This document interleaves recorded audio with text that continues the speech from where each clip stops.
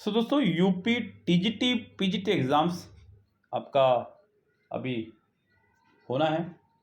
उसी की प्रिपरेशन के लिए आप लोगों का ये बैच हमने शुरू किया है। Practice set from million mind से इंग्लिश बुक, काफ़ी अच्छी डिमांड इसकी थी। सो ये हम लोग शुरू कर रहे हैं बच्चों।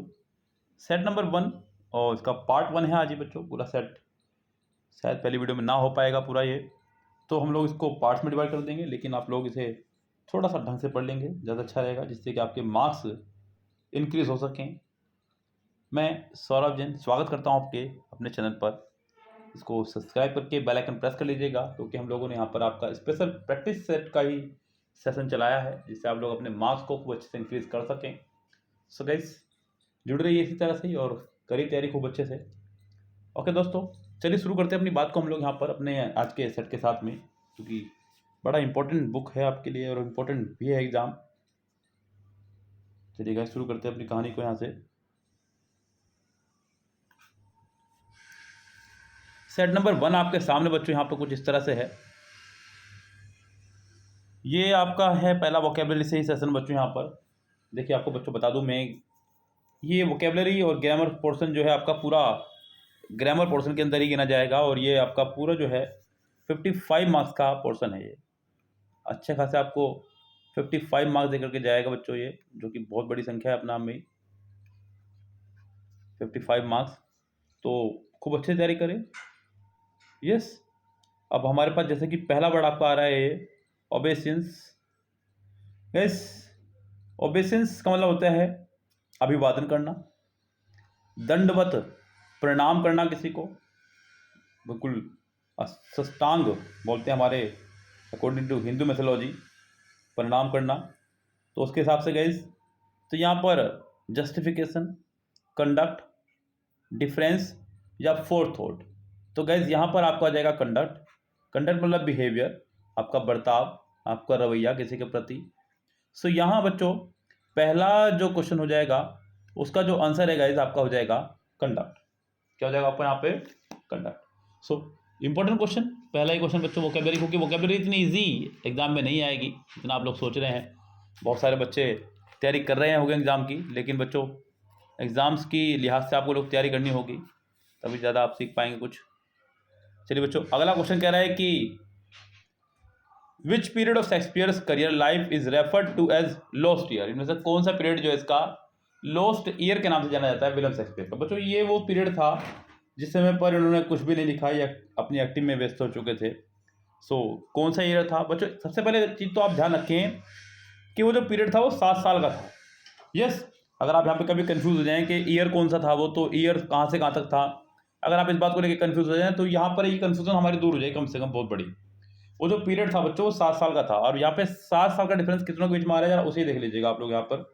अगर बच्चों मैं बात करूँ यहाँ पर डिफरेंस की, तो यहाँ पे डिफरेंस जो आ रहा है ये लगभग 12 ईयर्स का आ गया है, यहाँ पर 10 ईयर्स का आ गया है, यहाँ पर भी 2 ईयर्स का आ गया है, यहाँ पर आपका 7 ईयर्स का डिफरेंस आ रहा है।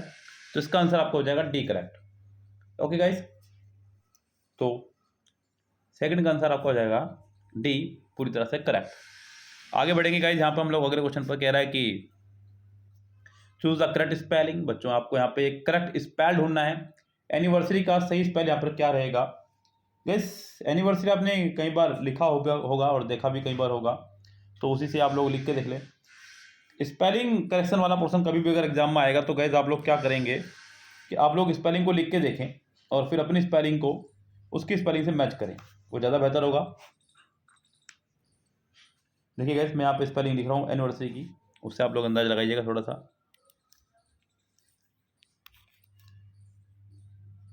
एनिवर्सरी, ANNI, सबसे पहले आप लिख रहे हैं ANNI, एनी, उसके बाद में वर्स, पूरा लिख लो वर्स, है नी, एनिवर्स और अरी, एनी का वर्सरी, तो यस एनिवर्सरी, यानी कि अगर देखा जाए हिसाब से तो गैस आपका आंसर हो जाएगा डी यहाँ पर पूरी तरह से करेक्ट। यस, तो गैस ये आपका आंसर इसका डी, पूरी तरह से करेक्ट। यस, अब अगला वर्ड देखिए कितना बड़ा है। बच्चों के हिसाब से वाकई में ये मुसीबत बड़ा है, लेकिन ये जो एग्ज़ाम देने जा रहे हैं वो कोई बच्चे नहीं हैं, सभी ऑलरेडी अपना में एक्सपर्ट हैं। वर्ड है आपका इनएक्सटिंग्विशेबल। वर्ड बनता है एक्सटिंग्यूश से। एक्सटिंग्यूश से बनाया उन्होंने एक्सटिंग्यूबल, यानी कि उसको एडजेक्टिव करा और उसके आगे लगा दिया उन्होंने इन, यानी कि उसको नेगेटिव किया, यानी कि जिससे आग बुझाई ना जा सके। एक्सटिंग्यूश बोलते हैं बच्चों आग बुझाने वाले को, एक्सटिंग्यूशेबल यानी कि आग बुझाई जा सके, इन एक्सटिंग्यूशेबल यानी कि जिससे आग ना बुझाई जा सके। तो पहले तो इन कर दीजिए अलग, एक्सटिंग्यूश EXTINGUISH एक्सटिंग्यूश हो गया, और फिर एबल, तो कैसे आपका आंसर हो जाएगा फोर्थ का ए करेक्ट, एक्सटिंग्यूशेबल। तो कैसे यहाँ पर जिसे आग ना बुझाई जा सके उसे बोलते हैं एक्सटिंग्यूशेबल। अगला देखिए बच्चों, यहाँ पे अगला जो वर्ड है हमारे पास में वो क्या कह रहा है, एक्रेज, एक्सनर, एडवर्स, एक्चुअल। यहाँ पे चारों वर्ड अलग अलग दे दिए उन्होंने यहाँ पर। अब आपको इन चारों वर्ड को ही देखना होगा, क्योंकि ऊपर तो अभी तक क्या था कि एक ही वर्ड को उन्होंने घुमा करके दे रखा था। अब जैसे कि पहला वर्ड है बच्चों, पहला वर्ड है एक्रेज। बच्चों ये बना है एकड़ से, किससे बना आपका ये, एकड़ से, ACRE एकड़ लिखा, उसको आगे AGE लगा दिया, एब्स्ट्रैक्ट नाउन बना दिया। एक्रेज मतलब होता है बच्चों क्षेत्रफल, या फिर एकड़ क्षेत्रफल, या फिर एकड़ों में नापना की चीज को। अगला वर्ड है हमारा एक्शनर। तो क्या एक्शनर में EACTION तो ठीक है, लेकिन उसका आगे AR नहीं ER होना चाहिए था, तो ये आपका रॉन्ग हो गया है।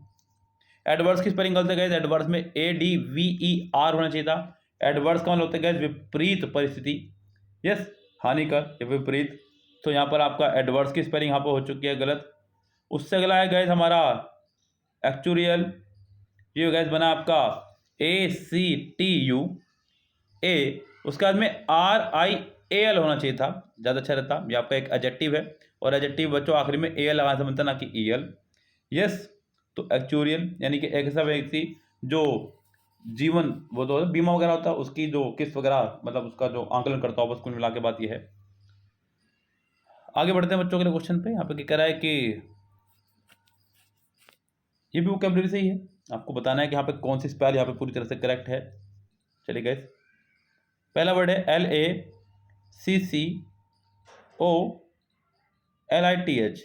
सो गाइस यहाँ पे लैकोलिथ वर्ड दे रहा है, जबकि ये आपका गलत है, स्पेल सही नहीं है यहाँ पे, तो पहला तो रॉन्ग हो गया है। अगला है लोकोस, LACCOSE,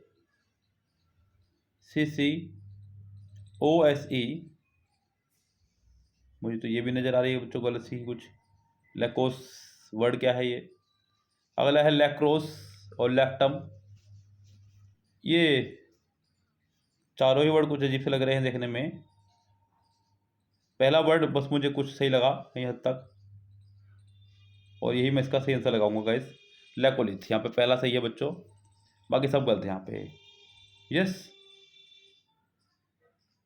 ये लक्षद्वीप सागर के आसपास का कुछ एरिया उसको बोलते हैं गाइस, जो मुझे पता है, बाकी कंफर्म नहीं है इसके बारे में कुछ भी। अगला बच्चों एक ही वर्ड है, उसी को ही इन्होंने घुमा फिरा करके दिया है, तो सही स्पेल क्या होगी बच्चों बताइए आपको। ये ज़्यादा इजी रहता है, बावजूद उसके कि एक ही वर्ड को वो घुमा फिरा के देता रहे।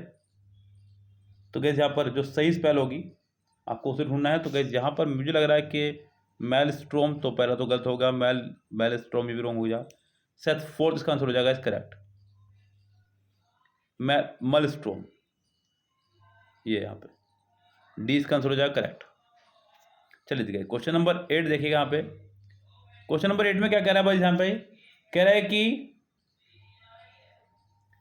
कम I to speak in Caesar's funeral, he was my friend, faithful and just to me, वो मेरा दोस्त है, मेरे प्रति वफादार भी है। But Brutus says he was ambitious, वो कह रहा है कि वो एक अभिलाषी व्यक्ति है। And Brutus is an honourable man, which figure of speech is use in this lines from Shakespeare's Julius Caesar. तो इसमें कौन सी फिगर ऑफ स्पीच का इस्तेमाल किया गया है। तो गाइस यहाँ पे एक ये व्यंग है एक तरह का, ये जो शेक्सपियर को लेकर के हो रहा है। तो गाइस यहाँ पर शेक्सपियर के ड्रामा जूलियस सीजर को लेकर के हो रहा है, सॉरी। तो यहाँ पे एक आयरनी हो जाएगा बच्चों इसका आंसर करेक्ट, तो इसका आंसर हो जाएगा सी पूरी तरह से correct. Tick the correct option, आपको बताना गाइस यहाँ पे सही ऑप्शन क्या रहेगा। यहाँ पे never to one to mines word when it comes speaking his mind. अब गाइस यहाँ अगर मैं बात करूँ ग्रामेटिकली पोर्शन की, तो गैस 2 वर्ब एक साथ लगाई गई हैं सेंटेंस नंबर 9 में, जो कि रॉन्ग है कहीं ना कहीं। ये फॉर्मेशन ही रॉन्ग है बच्चों पूरी की पूरी। कम्स एंड स्पीकिंग, 2 वर्ब को अगर एक साथ लगाना है तो गैस यहाँ पर आपको अच्छा होगा कि साथ में आप लोग तो टू को जोड़ें। अगर 2 वर्ब कभी भी लगाने एक साथ तो आपको टू ही जोड़ना होगा साथ में, तभी आप लोग कर पाएंगे। जैसे कि यहाँ पर कम्स टू स्पीक, तो गैस आपका आंसर हो जाएगा यहाँ पर सी पूरी तरह से करेक्ट। ये आपको अंडरलाइन पार्ट रॉन्ग हो गया है फिलहाल। As employees we are accountable for the shareholders, तो गैस यहाँ पे अकाउंटेबल फॉर एक फ्रेजल वर्ब है जिसका मतलब होता है बच्चों जवाबदेही होना।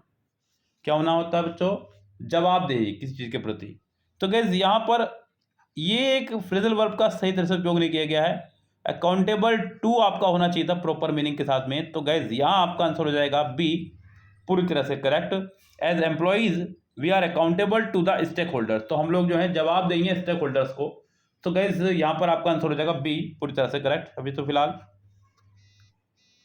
अगला क्वेश्चन देखेंगे। यहाँ पे कह रहा है कि what is that device by which non human non living nature is credited with human emotions, तो वो कौन सी डिवाइस है जिसमें जो है नॉन ह्यूमन को या फिर नॉन लिविंग चीज़ को जो है हम लोग ह्यूमन इमोशन के साथ में रखते हैं, बिल्कुल मतलब उसी तरह से ट्रीट करते हैं। तो गैस पैरोडी और pathetic fallacy, unification of sensibility या ऑब्जेक्टिव कोरिलेशंस। सो गैस यहाँ आपको बताना है कि सही ऑप्शन क्या रहेगा प्रॉपर तरह से। तो गैस 11th में ये है आपका एक पैथेटिक फैलेसी। ये डिवाइसेस पढ़ते होंगे आप लोग अपने बच्चों पीजीटी एग्जाम में, तो आप लोग पढ़ेंगे इनको, हालांकि हम भी इसको पढ़ाएंगे सबको अलग से ही, तो बिल्कुल बेफिक्र रहिएगा। चलिए गैस आगे बढ़ते हैं क्वेश्चन नंबर नेक्स्ट पर। क्या कह रहा है यहाँ पर?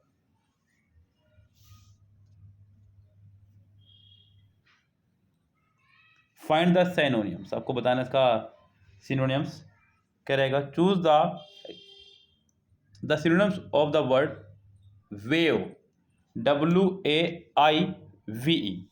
गैस अभी हमने जो पहले पढ़ा था वोकैबुलरी का पोर्शन आया था, इसके अंदर करेक्ट स्पेलिंग का आया था, अभी आ गया है सिनोनिम्स आपके लिए। तो गैस वेव का जो प्रॉपर मीनिंग होता है बच्चों स्वेच्छापूर्वक, यानी कि अपनी इच्छा से अपना दावा या अधिकार छोड़ देना, यानी कि अपनी इच्छा से कुछ भी चीज़ छोड़ देना, कुल मिला के बात यह है। डिफ्यूज करना, डिसडेन करना, डिस्ट्रेस करना, डिस्कार्ड करना। तो गैस यहाँ पर जो प्रॉपर आंसर आपका हो जाएगा वो हो जाएगा डिस्कार्ड, डी। तो इसका आंसर आपका हो जाएगा डी पूरी तरह से।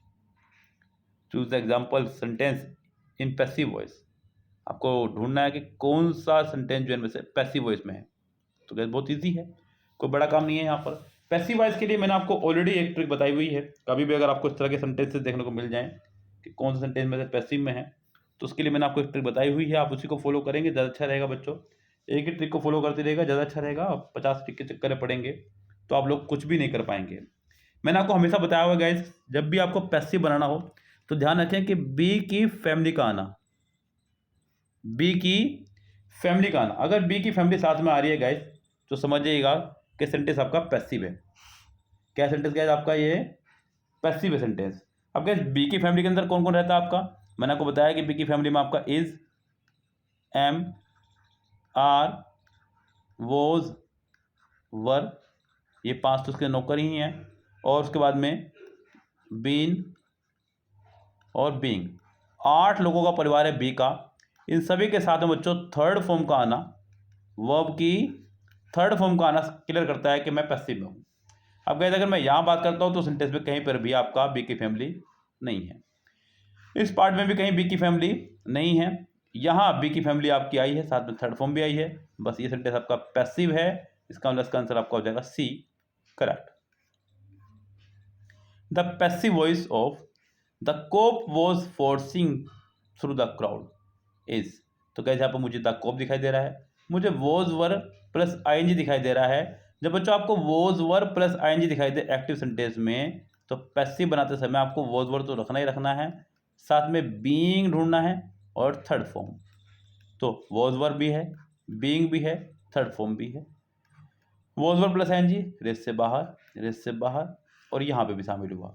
अब ये दो ऑप्शन रेस में शामिल हैं ए और सी, लेकिन सेंटेंस स्टार्ट होगा हमारा, देखिए जहाँ से स्टार्ट हुआ है एक्टिव वहाँ से पैसिव स्टार्ट नहीं हो सकता है, तो ये आपका रेस से बाहर हुआ, आपका आंसर हो जाएगा डी करेक्ट। और जो एक्टिव पैसिव और डायरेक्ट इनडायरेक्ट के अंदर आपको यही करना है कि आप सेंटेंस को सिर्फ रेस से बाहर निकाल दें और आपका आंसर बन जाएगा। चलिए आगे बढ़ते हैं गाइस, क्वेश्चन नंबर नेक्स्ट पर क्या कह रहा है यहाँ पर, change the following into a complex sentence. He received the call of his friend and left for Kolkata right away. उसे अपने मित्र का कॉल आया और कोलकाता के लिए वो निकल लिया तुरंत ही। तो गाइस आपको बताना है इसका प्रॉपर कॉम्प्लेक्स सेंटेंस क्या बनेगा। चलते गाइस ऑप्शन की तरफ हम लोग।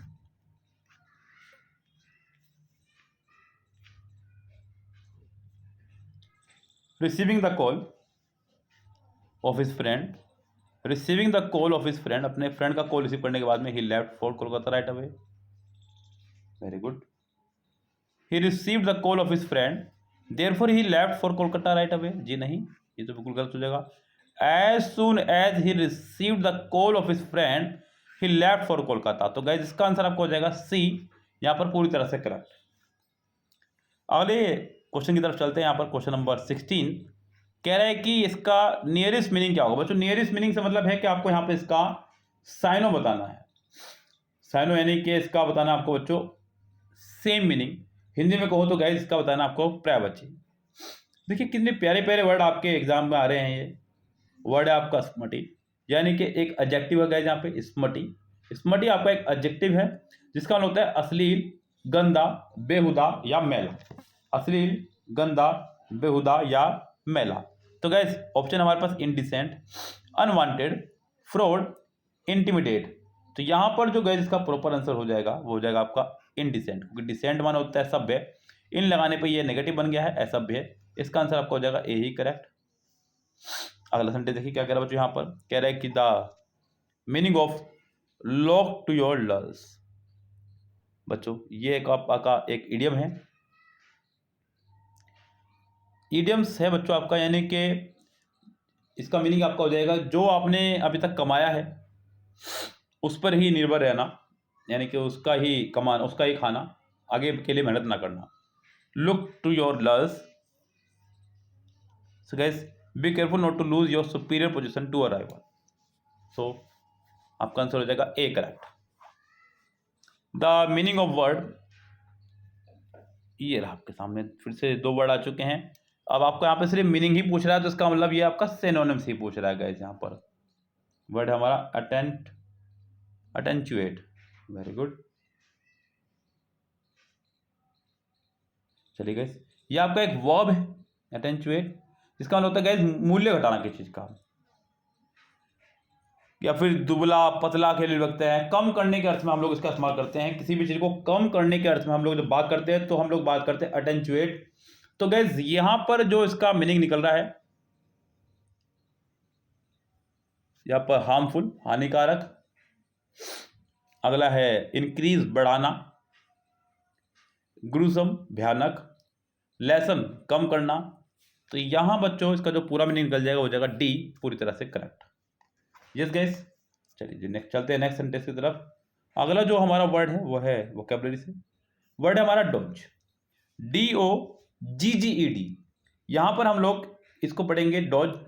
तो यहां पर वाइज माने बुद्धि, डॉज माने होता है बच्चों जिद्दी, मतलब कोई ऐसा व्यक्ति जो बहुत जिद्दी हो, हठी हो, अपने संकल्पों के प्रति दृढ़ हो, उसे बोलते हैं। वाइज माने बुद्धिमान, जी नहीं, ये रॉन्ग हो जाएगा इसका आंसर। अगला हो जाएगा हार्ड वर्किंग, बिल्कुल हार्ड वर्किंग मतलब कठिन परिश्रमी, यानी कि अपने संकल्पों के प्रति जो दृढ़ हो। इंटेलिजेंट मतलब बुद्धिमान, और टैलेंटेड मतलब जो होते हैं बच्चों पैदाइशी। तो इसका आंसर आपको हो जाएगा B correct. In which of the following tragedy did Shakespeare act as a part. इनमें से कौन सी ट्रेजेडी में शेक्सपियर ने रोल भी अदा किया है, मतलब बच्चों सेजन्स हिज फॉल। तो गैस ये तो खैर आपको याद ही होगा। तो गैस यहां पर इसका आंसर है डी करेक्ट। अगला बच्चों बनाना आपको नरेशन, यानी कि डायरेक्ट से इनडायरेक्ट बनाना है। He said to Manoj, sorry माफी चाहूंगा, he said to Manoj may you prosper, he said to Manoj may you prosper. तो गैस यहाँ पर इस तरह की ब्लेसिंग्स आ रही हैं आपके निकल के बाहर, डायरेक्ट से इनडायरेक्ट बनाना है। मैंने कहा बच्चों आपको सिर्फ रेस से बाहर निकालना सीखें, जैसे कि he wish that, he wish that, he wish that, he wished Manoj to prosper. अब यहाँ पे गाइस जो आपका डी ऑप्शन है उसमें उसने कुछ खिलवाड़ करा है, सबसे पहले उसी को बाहर कर दीजिएगा। अब मेरे को करना है माइट, जो कि पहले में नहीं हुआ है, दूसरे में नहीं हुआ है, तीसरे में है। इसका आंसर बच्चों आपको हो जाएगा सी ही पूरी तरह से करेक्ट। अगले वर्ड की तरफ चलते हैं। My mother said, the mother said what can I do for you my sun.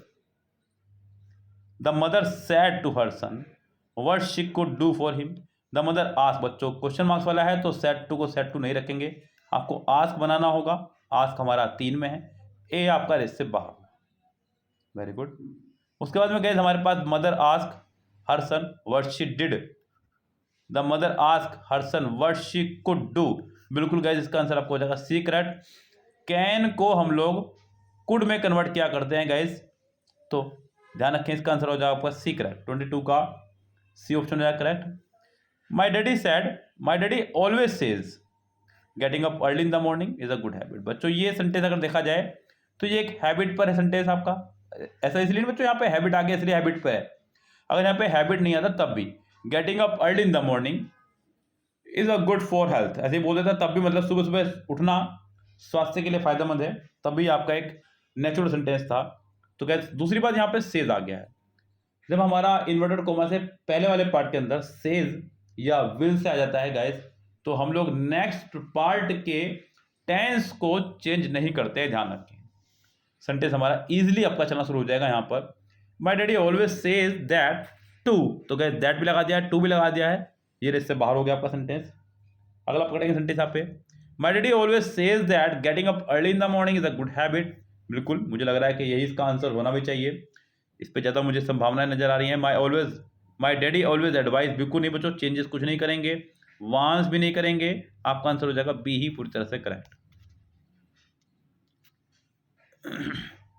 Who was made poet laureate in 1715, यानी किसको पोएट लॉरेट बनाया गया था 1715 में। ये एक अच्छा क्वेश्चन बच्चों तैयार हो रहा है यहाँ देखा जाए तो। इस तरह के क्वेश्चन अभी तक एग्जाम में नहीं पूछे गए हैं, जो पोएट लॉरेट बनाए गए हैं उन्हीं को देकर के ईयर पूछ ले जाते हैं। लेकिन यहाँ पर एक अच्छा क्वेश्चन, अच्छा दिमाग लगाया यहाँ पर पेपर बनाने वाले ने। So who was made poet laureate in 1715, किसको बनाया गया पोएट लॉरेट, तो गैस वो बनाए गए थे निकोलस राव। तो गैस कुछ पोएट लॉरेट आप लोग याद रखें इंपॉर्टेंट से, हालांकि इसकी कोई लिमिट तो नहीं है लेकिन याद रखने होंगे आपको। The tsunami victims suffered of cholera, तो गैस जो सुनामी के जो विक्टिम्स थे यानी कि जो शिकार हुए थे, अब वो हैजा से, यानी कि बच्चों कोलेरा बोलते हैं हैजा नाम की बीमारी को, उससे वो ग्रसित हैं। सो बच्चों बता दूं मैं आपको, किसी भी बीमारी के लिए यानी कि खासकर सफ़र के साथ में हम लोग हमेशा फ्रोम फिक्स प्रीपोजिशन का इस्तेमाल करते हैं। तो गैस यहाँ पर आपका आंसर हो जाएगा ए पूरी तरह से करेक्ट। तो आज की इस वीडियो में हम लोग इतना ही पोर्शन अपना रखते हैं गाइस, अगली वीडियो में हम लोग नंबर ऑफ क्वेश्चंस को बढ़ा देंगे, अभी इतना ही। सो पढ़ते रहिए, लगे रहिए लगातार आप लोग। अगर आप चैनल पर नए विजिट कर रहे हैं तो सब्सक्राइब करके बेल आइकन प्रेस कर लीजिएगा, लिटरेचर का पूरा सोल्यूशन आपको यहाँ मिलने वाला है इन तीनों का। सो ऑल द बेस्ट सभी को, bye bye, have a nice day.